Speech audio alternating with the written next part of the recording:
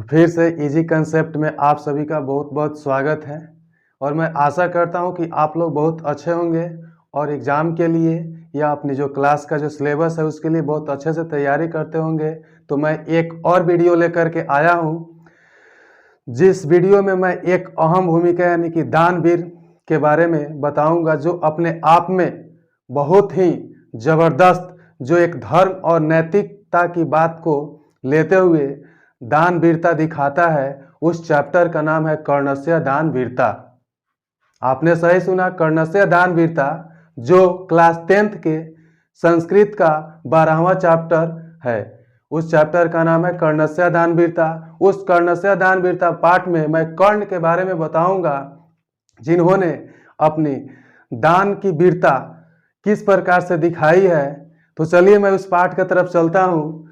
इसमें बताया गया है कि अयम पाठो भास रचितस्य कर्ण भार नामकस्य रूपकस्य भाग विशेषः। कहने का मतलब यह है कि यह पाठ भास के द्वारा रचित कर्ण भार नामक रूप से लिया गया है, यानी कि उसका ये अंश है। कर्ण भार नामक एक रचना है जिसके रचनाकार भास हैं, महर्षि भास बोलेंगे। महर्षि भास के द्वारा ये कर्ण भार नामक रचना किया गया, जिसमें से ये अंश कर्णस्य दानवीरता ये अंश लिया गया है।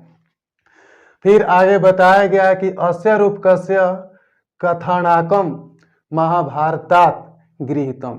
कहने का मतलब है इस कहानी का जो स्वरूप है, जो अंश है, वह महाभारत से लिया गया है। ठीक है, आगे देखते हैं कि यह महाभारत युद्धे कुंती पुत्र कर्ण कौरव पक्ष युद्धम करोति। कहने का मतलब ये है कि महाभारत के युद्ध में कुंती पुत्र यानी कि जो कर्ण जो है कुंती के पुत्र हैं। कर्ण किसके पुत्र हैं? तो कुंती के पुत्र हैं। यहाँ पर आपका ऑब्जेक्टिव भी बन गया और ऊपर भी ऑब्जेक्टिव बना कि ये कर्णस्य दानवीरता चैप्टर जो है किसके द्वारा लिखा गया है या रचा गया है? तो भास के द्वारा। यही से आपका बहुत ही महत्वपूर्ण ऑब्जेक्टिव बनते चल रहा है, जो आप कंसेप्ट कंप्लीट करेंगे। और मेरी बात को सुनिए और समझिए ध्यान से उसको और पूरा कीजिए। तो जैसे कि बताया गया है कि ये महाभारत के युद्ध में कुंती पुत्र कर्ण यानी कि कर्ण जो है कौरव के पक्ष से युद्ध करते हैं। फिर आगे बताया गया कि कर्णस्य शरीरेण संबद्ध कवचम कुंडले च तस्य रक्षते अस्त। कहने का मतलब है कि कर्ण की शरीर की रक्षा एक कवच कुंडल के द्वारा होती है। यानी कि कर्ण के शरीर में एक कवच कुंडल जो सुरक्षा कवच के रूप में ये है, जो धारण किए हुए है, उससे उनकी रक्षा होती है। फिर नेक्स्ट में बताया गया है च तस्य रक्षते, यानी कि यावत कवच कुंडले च कर्णस्य शरीरेण वर्तते तावत न को अपि कर्ण हंतुम प्रभवति। कहने का मतलब यह है कि जब तक कर्ण के शरीर में वह कवच कुंडल रहता है, यानी कि धारण किए हुए रहता है, या अर्थात सीधे सी बात जानिए कि उस कवच कुंडल की जो विशेषता है, कवच कुंडल की विशेषता ये है कि कर्ण जब तक अपने शरीर में कवच कुंडल धारण किए हुए है तब तक उसे युद्ध में कोई नहीं मार सकता। उस पर युद्ध का कोई उस पर प्रभाव ही नहीं पड़ता है। ये उस कवच कुंडल की विशेषता है। यहाँ पर यह भी बताया गया है कि अतएव अर्जुनस्य सहायतार्थम इंद्र छल पूर्वकम कर्णस्य दानवीरस्य शरीरात कवच कुंडले च गृह्णाति। इसलिए इंद्र जो है अर्जुन की सहायता के लिए महाभारत में पांडव एक तरफ और कौरव एक तरफ, दोनों ग्रुप से युद्ध हो रही है, जिसमें संख्या कौरव की अधिक है और पांडव सिर्फ 5 भाई है। तो यहाँ पांडव जो है सत्य पर अपना यानी कि सत्य के रास्ते पर चलने वाले हैं और वो लोग कौरव जो है उनका कुछ अस्तित्व अलग है। तो इसलिए इंद्र भगवान जो है अर्जुन की सहायता करने के लिए वह उस कर्ण से कवच कुंडल को छल पूर्वक लेते हैं, दान स्वरूप में लेते हैं। और यहाँ पर यह भी बताया गया है कि दान वीरस्य शरीरात् कवच कुंडले च गृह्णति कर्ण समोदम समोदम अंगभूतम कवच कुंडले च ददाति। और दान कर्ण जो है उस कवच कुंडल को दृढ़ता पूर्वक प्रसन्न पूर्वक दान स्वरूप जो है इंद्र भगवान को लौटा देता है, यानी कि दे देता है।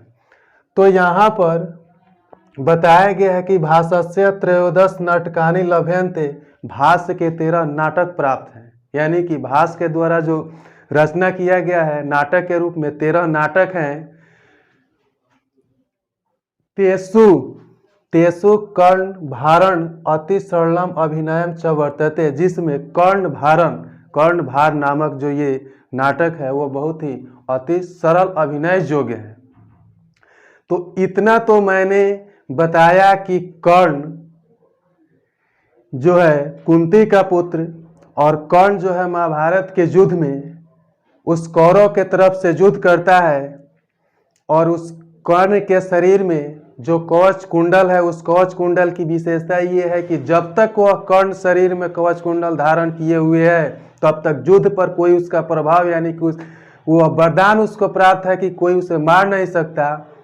तो इसलिए अर्जुन जो है ये अर्जुन के सहायता के लिए इंद्र भगवान जो है छल पूर्वक जा करके दान स्वरूप में कर्ण से वह कवच कुंडल प्राप्त करते हैं, यानी कि लेते हैं, और कर्ण जो है प्रसन्नता पूर्वक उस कवच कुंडल को अपने शरीर से निकालकर इंद्र भगवान को दे देता है। ये बात उसमें बताई गई है। और इसके साथ साथ ये भी बात जानिए कि इस भाष्य के जो है 13 नाटक प्राप्त होते हैं, यानी कि ऑब्जेक्टिव में ये क्वेश्चन आता है कि भाष्य के द्वारा कितने नाटक मिलते हैं, तो 13। तो इतना तो हमने जाना। तो अब आइए उस प्रसंग के तरफ। उस प्रसंग के माध्यम से हम जानेंगे कि किस प्रकार जो है इंद्र भगवान जो है कर्ण के पास जाते हैं और जाकर उनसे छल पूर्वक उस कवच कुंडल को लेते हैं। कहने का मतलब ये है कि बात यहाँ पर ये है कि जब तक कवच कुंडल उन कर्ण के शरीर से उतारा नहीं जाएगा, यानी कि जब तक कर्ण जो है कवच कुंडल शरीर से निकालेगा नहीं तब तक वो मराएगा नहीं, और जब तक मारा नहीं जाएगा तब तक महाभारत की युद्ध समाप्त नहीं होगी, और जब समाप्त नहीं होगी तो इधर पांडव की जीत नहीं होगी। तो इस प्रकार जो है इस छल पूर्वक जो है ये इंद्र जो जाकर के कवच से कुंडल कर्ण से लेते हैं, और कर्ण जो है अपना प्रसन्नता पूर्वक दान स्वरूप में वह पूर्ण रूप से कवच कुंडल को देता है। तो आइए उस प्रसंग के तरफ चलते हैं। उस प्रसंग के माध्यम से हम जानते हैं कि आखिर किस प्रकार से इंद्र जो है उस कवच कुंडल को कर्ण के माध्यम से प्राप्त करता है। ठीक है, आगे देखते हैं। यहाँ पे लिखा हुआ है कि ततः प्रविशति ब्राह्मण रूपेण शक्र, तब तक ब्राह्मण के रूप में शक्र बन करके प्रवेश करते हैं। कहाँ पे? उस नगरी में जहाँ पे कर्ण का राज है। कर्ण के नगर में पहुँचते हैं। ये क्या बोलते हैं इसको, यानी कि इंद्र भगवान जो है शक्र के रूप में ब्राह्मण का रूप धारण करके प्रवेश करते हैं। तो यहाँ पर एक और बात आपको मैं बता दूं कि कर्ण जो है अंगराज के राजा थे। यहाँ पर ये भी ऑब्जेक्टिव आता है। ठीक है, कर्ण किस देश के राजा थे? तो अंगराज के राजा थे। तो यहाँ पर ब्राह्मण के रूप में शक्र प्रवेश करते हैं, और प्रवेश करके वहाँ जैसे ही प्रवेश करते हैं तो कहते हैं शक्र यानी कि इंद्र भगवान का ही पॉइंट है। कहते हैं कि भो मेघा सूर्य नयो निवर्त्य गच्छन्तु भवन्तः। अरे वो मेघो, सूर्य नयो यानी कि सूर्य के नजदीक जाकर कहो। या जैसे कहने का मतलब है कि कर्ण जो है सूर्य पुत्र ही थे, और उधर कुंती का वो माता का नाम कुंती है, ये भी याद करने की बात है। जाओ कर्ण के समीप यानी कि सूर्य के समीप जाओ और जा करके कहो, कर्ण को कहो कि मुझे भिक्षा चाहिए, मैं भिक्षा के लिए आया हूं। तो जैसे ही कर्ण को जा करके बोला गया तो कर्ण आते हैं। तो कर्ण का यहाँ सेंटेंस बताया गया है कि दृढ़ प्रीतो अस्मि भगवान। कर्ण जो है प्रसन्नता पूर्वक आता है, कहता है कि कर्णो भवंत महिमेशम नमस्करोमि। कर्ण का प्रणाम जो है स्वीकार करे, कर्ण आपको नमस्कार करता है। जैसे ही या करके कहे। तो एक बात याद रखने की बात है कि जैसे ही कोई अगर प्रणाम करता है तो उसको तो निश्चित रूप से आशीर्वाद के रूप में कुछ ना कुछ तो बोलना पड़ेगा ही। नहीं बोलेंगे तो क्या होगा, वहां पे धर्म की नाश होगी। लेकिन बात तो यहाँ पर ही है कि शक्र के रूप में इंद्र भगवान तो छल से गए थे कवच कुंडल लेने, लेकिन जैसे ही वह कर्ण पर नमस्कार करता है तो अपने आप में वह कुछ असमंजस में पड़ जाते हैं कि आखिर मैं इसको आशीर्वाद में क्या बोलूं। उसी बात को इसमें बताया गया है कि शक्र आत्मगतम, यानी कि अपने आप में सोचते हैं कि किम न खलु मया वक्तव्यम, मैं इसे क्या बोलूं, मुझे तो कुछ तो बोलना ही पड़ेगा। तो यहाँ बताया गया है कि यदि दीर्घ आयुर्भवती वक्षय दीर्घ आयु भविष्यति, अगर मैं उसे बोलता हूं कि दीर्घ आयु हो तो निश्चित रूप से वह दीर्घ आयु हो जाएगा। और यहाँ तो दीर्घ आयु होने के लिए मैं आया नहीं हूं, उसे छल पूर्वक कवच कुंडल लेने आया हूं। तो यहाँ फिर आगे बताया गया कि यदि न वक्षय मूढ़ि इत, अगर माँ परिभवती, अगर मैं उसे कुछ नहीं बोलता हूं तो मुझे मूर्ख भी कहा जाएगा। कारण कि वह परम धर्म या परम कर्तव्य बनता है कि अगर कोई नमस्कार करता है, कोई प्रणाम करता है तो उसे निश्चित रूप से आशीर्वाद देना ही है, ये धर्म के माध्यम से। तो मुझे तो कुछ ना कुछ बोलना ही पड़ेगा। तो इस प्रकार से यहाँ बताया गया है कि तो अस्मा दुभ्यम परितेज किम न खलु बक्षामि, तो कुछ असमंजस से हट करके बोलते हैं, यानी कि असमंजस को हटाते हुए बोलते हैं। क्या बोलते हैं कि भवतु दृष्टम प्रकाशम, यानी कि सामने आकर के बोलते हैं कि भो कर्ण सूर्य इव चंद्र इव हिमवान इव तिष्ठतु तेजसः। हे कर्ण, वह ये इंद्र भगवान जो है शक्र के रूप में गए हैं, वो कहते हैं कि हे कर्ण, सूर्य की तरह, चंद्र की तरह, हिमवान यानी कि सागर की तरह तुम्हारा यश फैले। इतना बात उन्होंने आशीर्वाद के रूप में ये इंद्र भगवान जो है कर्ण को बोलते हैं।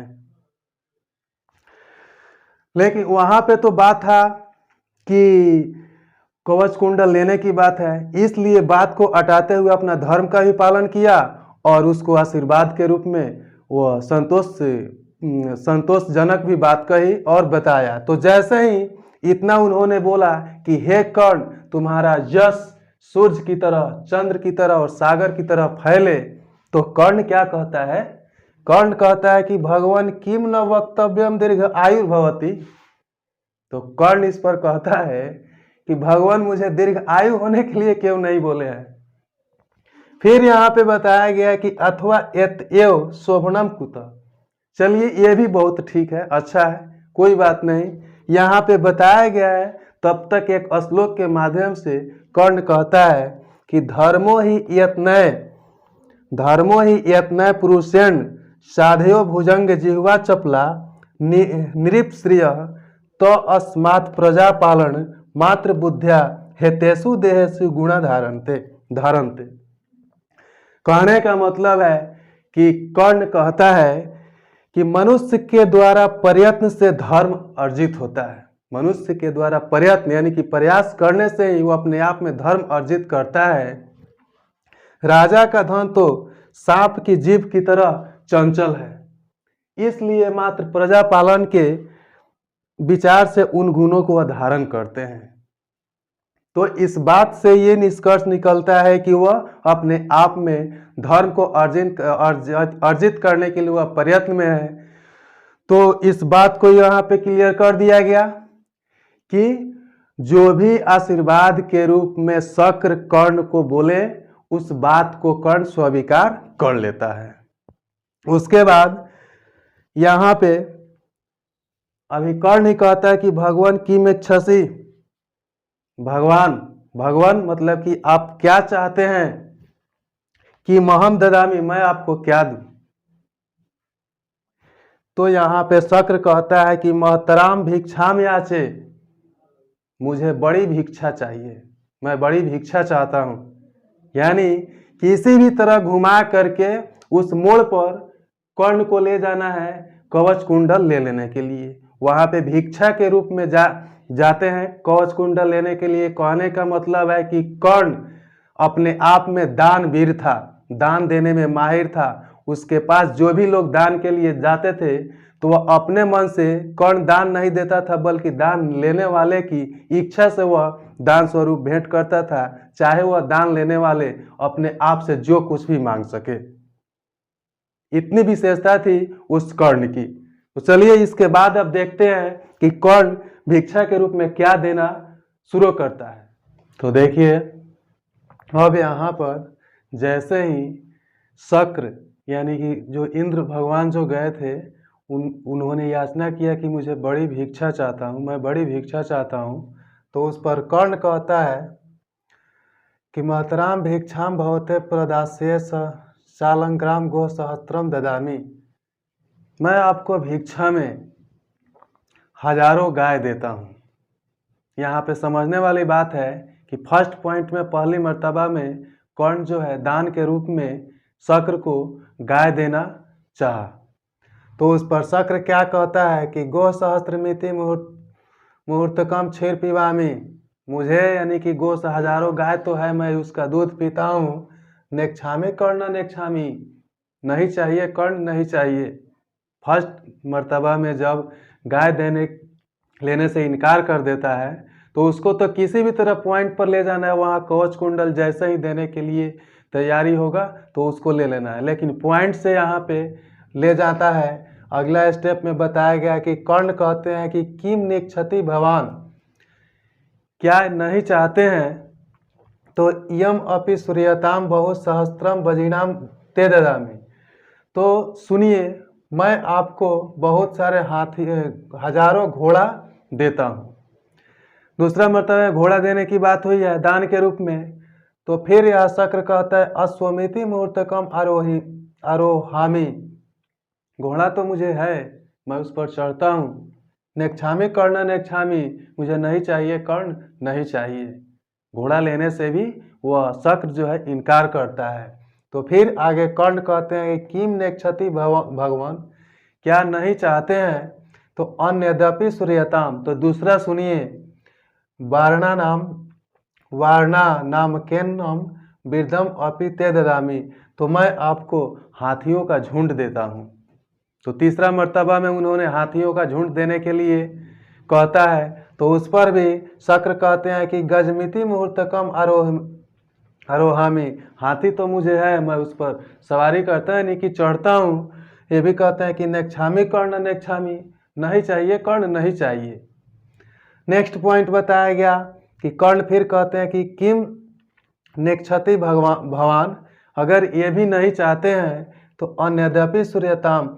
आप दूसरा सुने, अपर्याप्तम कनकम ददामी। मैं बहुत मतलब कि अपर्याप्त मात्रा में बहुत सारा सोना देता हूँ। जो आभूषण के लिए होते हैं, जो धन के रूप में होता है, वह सोना देने के लिए कर्ण कहते हैं। उस पर भी शक्र जो है कहता है कि गृहीत्वा गच्छामि केचित गत्वा नेक्षामि कर्ण नेक्षामि।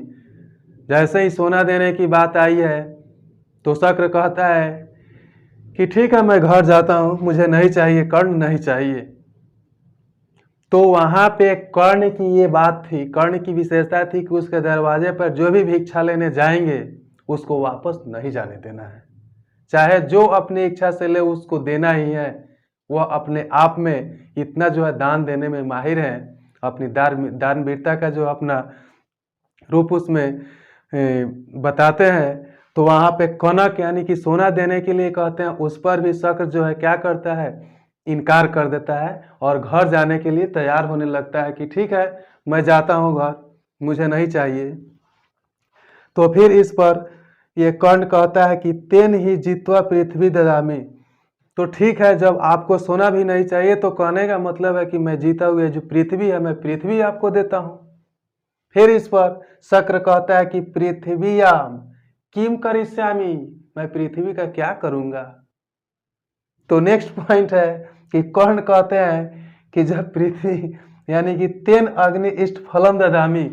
तो ठीक है, मैं आपको जग फल यानी कि अग्नि इष्ट फल जो होता है, अग्नि इष्ट फल देता हूँ। तो उस पर भी शक्र कहता है कि अग्निष्ट फलम किम कार्यम, अग्निष्ट फल का मुझे क्या कार्य है। तो कर्ण कहते हैं कि तेन ही मछिरो ददामी, तो मैं आपको सिर देता हूं, यानी कि अपने आप में देखिए यहाँ पे कर्ण कितना जो है अपने आप में दान की वीरता दिखाते हुए, जब वह शक्र के रूप में, ब्राह्मण के रूप में वह इंद्र गए हैं, तो हर चीज देने के बावजूद वह इनकार करते जाते हैं। तो वह लास्ट पोजीशन में फिर कहता है कि मैं आपको सिर देता है, यानी कि आपका, मैं अपना जो है सिर आपके चरण में रखता हूँ। उस पर भी यहाँ पर शक्र अविवाह यानी कि विदा लेता हूँ, वापस जाने के लिए तैयार हो जाते हैं। मतलब कि शक्र को डर लगता है कि कहीं अपना सिर काट करके मुझे दान स्वरूप में दे देगा तो और अनर्थ हो जाएगा। लेकिन यहाँ पर तो बात है कि मैं इसे कवच कुंडल के लिए, कवच कुंडल लेने के लिए तो आया हूँ, अन्य प्रकार की तो दान मुझे चाहिए नहीं। तो यहाँ कर्ण कहता है कि ने भेतव्यम न भेतव्यम, अरे डरे नहीं महाराज, डरे नहीं, प्रसिद तु भगवान, ये भी नहीं चाहिए तो अन्यदापि सूर्यताम, अन्य दूसरा सुने। तो इस पर अब उस पोजीशन पर आता है जिसके लिए सारा का सारा षड्यंत्र रचा गया है। इसमें बताया गया है, कर्ण खुद कहता है कि अंगै सहैव जनितम मम देह रक्षा, देवासुरैरप अपि न मेघामेदम सहस्त्र अद्यम तथापि कवचम सह कुंडलाभ्याम प्रीत्या मया भगवते रुचितम यदि सयात। कहने का मतलब है कि कर्ण कहता है कि अंगों के साथ ही मेरे शरीर की रक्षा के लिए कवच कुंडल भी जन्मजात हैं। इस श्लोक के माध्यम से कर्ण बताता है कि अंगों के साथ ही मेरे शरीर की रक्षा के लिए कवच कुंडल भी जन्मजात हैं, जिसे हजारों देवताओं और दानवों द्वारा भी नष्ट नहीं किया जा सकता। इसका तो मैंने ही पहले ही प्रमाण मैंने बता दिया कि उसके शरीर में जो कवच कुंडल धारण किए हुए कर्ण, उस कवच कुंडल की विशेषता ये है कि जब तक उसके शरीर में है तो कोई देवता या दानव भी उसे मार नहीं सकते। तो यहाँ पे बताया गया है, कहता है कि फिर भी यदि आप चाहें तो कवच कुंडल मैं आपको देता हूँ। कहने का मतलब ये है कि उतना सारा दान स्वरूप में देने पर भी वह शक्र इनकार कर देता है। तो लास्ट पोजीशन में अपने आप में देखिए ये कितनी जो है अपने आप में दान वीरता का प्रमाण देते हुए अपनी जान को भी, यानी कि जान का भी परवाह न करते हुए, ये जानते हैं कि हमारे शरीर में जब तक धारण किए हो तब मैं किसी से नहीं मार खाऊंगा या मुझे कोई कुछ नहीं बिगाड़ सकता है, वैसे सुरक्षा कवच को अपने शरीर से निकाल करके देने के लिए उस शक्र को तैयार हैं। तो जैसे ही ये बात बोलते हैं कि अगर आपकी इच्छा है, अगर आप चाहें तो मैं इसे कवच कुंडल को देता हूँ, तो जैसे ही बात उन्होंने शक्र यानी कि इंद्र भगवान ने सुना तो कहते क्या है, शक्र सहर्षम यानी कि खुशी से, ददातु ददातु यानी कि दे दो दे दो, बस उसी के लिए तो उन्होंने वहां पे गया ही था। जैसे ही कवच कुंडल की बात आई तो उन्होंने कहा हाँ दे दो दे दो। तो कर्ण कहता है कि आत्मगतम एस एवस्य काम किम नु खलवे कपट बुद्धि कृष्णो उपायो सो अपि भवतु। अपने आप में उन्होंने सोचता है कि हो सकता है कि ऐसा कपट यानी कि छल पूर्वक कृष्ण के द्वारा बताया गया ही उपाय है। तो ये बात सत्य है कि कृष्ण के द्वारा ही ऐसा उपाय बताया गया था, जो छल पूर्वक शक्र के रूप में इंद्र भगवान उसके दान वीरता का प्रमाण बताते हुए उन्होंने छल पूर्वक जो है कवच कुंडल लेता है। ये बात इसमें ये बताया गया है। जैसे ही ये इतना तो उन्होंने बोला, उसको मन में अपने आप में संशय ये उत्पन्न हो गई कि हो सकता है कृष्ण का ही उपाय किया गया है। कारण यहाँ पे ये बात था कि कृष्ण जो है इधर अर्जुन की सहायता करते हैं युद्ध में। अब बात यह थी कि जब तक कर्ण के शरीर से कवच कुंडल नहीं लिया जाएगा तब तक कर्ण मारा नहीं जा सकता है, और जब तक कर्ण मारा नहीं जा सकता है तब तक महाभारत की युद्ध समाप्त नहीं हो सकती है, और जब तक समाप्त नहीं होगी तो उधर कौरव की हार नहीं होगी और इधर पांडव की जीत नहीं होगी। तो इधर पांडव को जीत कराने के लिए और इनकी सहायता करने के लिए उन्होंने कृष्ण का बताया हुआ उपाय के रूप का धारण करते हुए उस उपाय को लेकर के छल पूर्वक इंद्र भगवान जाते हैं कर्ण के पास और वहां से कवच कुंडल लेते हैं। तो इस पर बताया गया है, इतना उन्होंने जब बात बोला कि कवच कुंडल मैं आपको देता हूं तो खुशी से शक्र मतलब कि खुशी हो गए कि हाँ दे दो दे दो। वो तो पहला ही पॉइंट कस दिया गया था कि मैं उसी के लिए गए ही हैं वो कवच कुंडल के लिए, तो वहां पे रेडी हो जाते हैं लेने के लिए। तब देखिए आगे क्या होता है, इसमें बताया गया है कि धिक युक्तमन सोचितम, धिक युक्त में नु सोचितम नास्ति संशय, और मतलब कि अपने आप में धिक्कार करते हुए चिंतित नहीं होते हैं क्योंकि वह वचनबद्ध हैं, उनको धर्म का पालन करते हुए आपको अडिग रहना है। तो उन्होंने सामने आकर के कहते हैं देने के लिए, मतलब जैसे ही तैयार होते हैं कवच कुंडल तब तक शल्य जो है उनका जो है उनके पास रहने वाला जो मंत्री के रूप में माना जाता है वह कहता है कि अंगराज न दातव्यम, अंगराज इसे नहीं दे, क्योंकि शल्य तो जानता है, शल्यराज वो तो जानते हैं कि अगर कर्ण कवच कुंडल अपने शरीर से दे देगा तो निश्चित रूप से तो मारा जाएगा युद्ध में, उसकी रक्षा होगी नहीं, इसलिए वह मना करता है कि आप नहीं दें इसे।